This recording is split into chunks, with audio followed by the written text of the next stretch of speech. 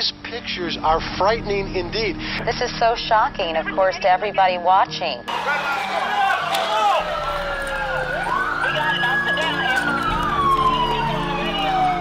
And looted during the racial riots. Being thrown, even the event organizer was pepper sprayed at one point. At least 3 people were arrested and charged. Believe it, this moment. Everywhere you look in Koreatown, in downtown LA, and in South Central, there was chaos today. A mob mentality, burning, looting, and in some cases, even celebrating. And those, on the other hand, who view the violence spreading throughout Los Angeles as an expression of sheer lawlessness. Treated at nearby hospitals, but law enforcement also telling us that there are a number of bodies that remain in the church. Good morning, Georgia. From the air, you really get a sense of the scope of this massacre, those deadly bullets flying. If you've turned on your TV or followed the news, you might feel like the world is getting worse. But is this actually what is happening?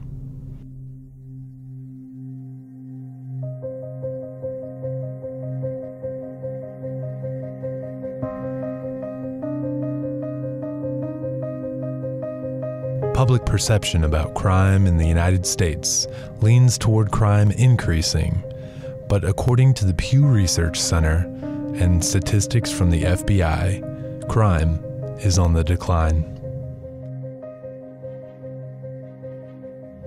Since 1993, violent and property crime has decreased by nearly 50%, and the nation's overall rate for gun deaths has declined by 31%. There are theories that explain the discrepancy between public perception and what reality actually is. Medium theorist Dr. Brian Ott states the world may not be as bad as portrayed in the media. I don't see media as something in our environment, I see media as our environment. So I think our whole world is mediated. And so I think whatever the dominant technologies at any given moment in society are, that's what the nature of society looks like. So we're in what I would call sort of the third major phase or historical period for media, and that would be digital media. And we live in an endless digital environment.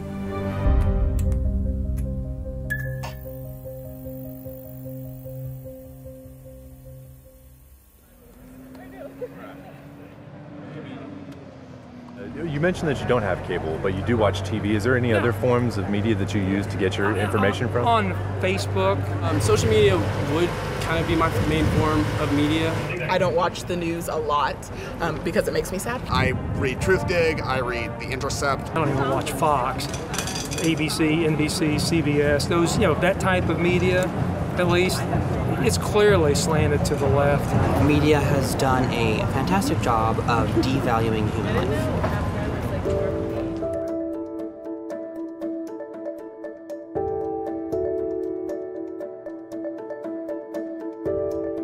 Anytime you have access to information and knowledge, that's a good thing. But at the same time, it can be too much.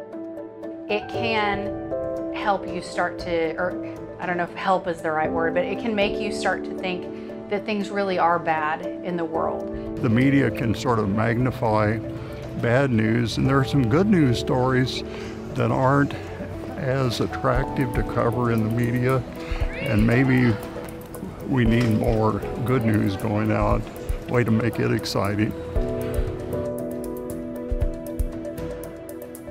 One of the older concepts that's been talked about is sort of the mayhem index, where things are going negatively. It has high dramatic potential or power, and people are drawn to dramatic stories. And so there's been a movement in our news industry to make it more and more commercial. If you were truly interested in just informing people, right, you would get the advertising industry out of the news altogether, but we don't do that. And one of the ways that we know that the news is commercial, particularly the televised news, for instance, is that there are literally commercial breaks in the middle of the news. If you'll excuse me, I'll just take a break from making this point by enjoying the refreshing taste of Mountain Dew Code Red.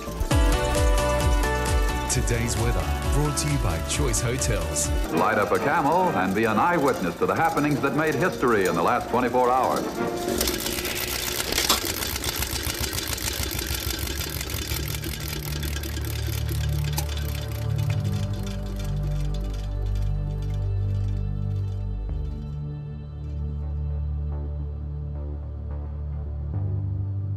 My first postdoc that I did was in computational cognitive science.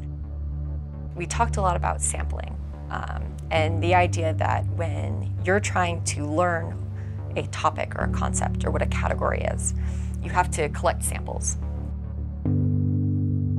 If I had a bag of M&Ms, right, and I wanted you to, or maybe it was just a bag of candy, and I wanted you to make a generalization about that bag, you would start pulling samples out of that bag of candy. And if all you did was pull out green M&Ms, and then you'd probably say that, well, it's a bag of green M&Ms, right? If you pulled out a green M&M and a Jolly Rancher, you might say, well, it's a bag of candy, because you're sampling these bits of evidence, and you're assuming that the samples that you're collecting, which you've assumed are randomly sampled, are being pulled out of that bag, are representative of the whole bag.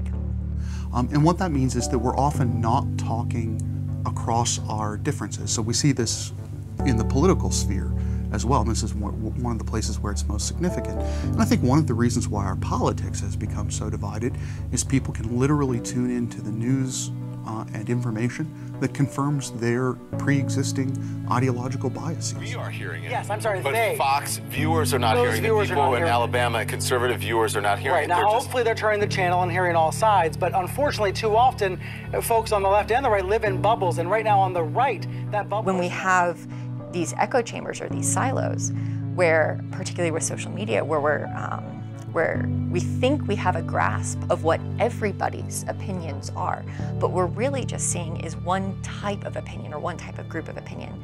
So people say that a lot of liberals were really surprised that Donald Trump was elected president. Just in case the unthinkable has happened and Donald Trump is our new president. America is crying tonight. I'm not sure how much of America, but a very, very significant portion, and I mean literally means that crying. Donald Trump will be the 45th president of the United States. As far as they could see in their social media feeds, everybody didn't like Donald Trump, so why would he have been elected? Well, that's because the people who were talking positively about Donald Trump were in a different silo. And so if we make those generalizations beyond what that actual sample looks like, it's skewing our perspective of what's really happening in the world. This is the CBS television network. During the golden age of television, there were three major media networks that set the agenda for how we perceive the world.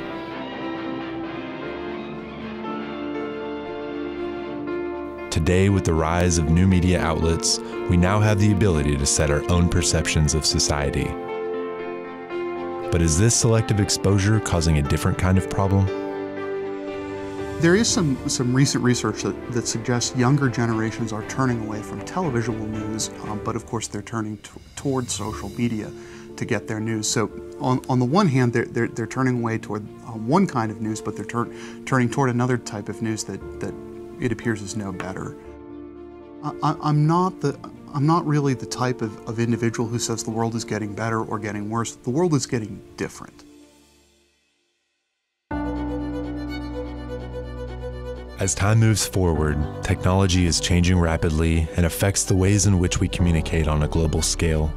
The average person spends more than 5 years of their life on social media, combined with over 7 years watching television, and we spend more than 12 years of our lives consuming media. Because of this, we should make it our due diligence to inform ourselves of opposing viewpoints and create conversation that provokes consideration and not condemnation.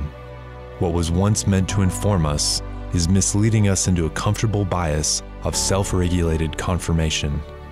But we are the ones that ultimately determine how we allow ourselves to be impacted. Access to information is a tool to be used to leverage our human experience and not to segregate us with only those that think like we do. Don't get stuck in virtual reality. Broaden your horizon, take control, and live in your reality.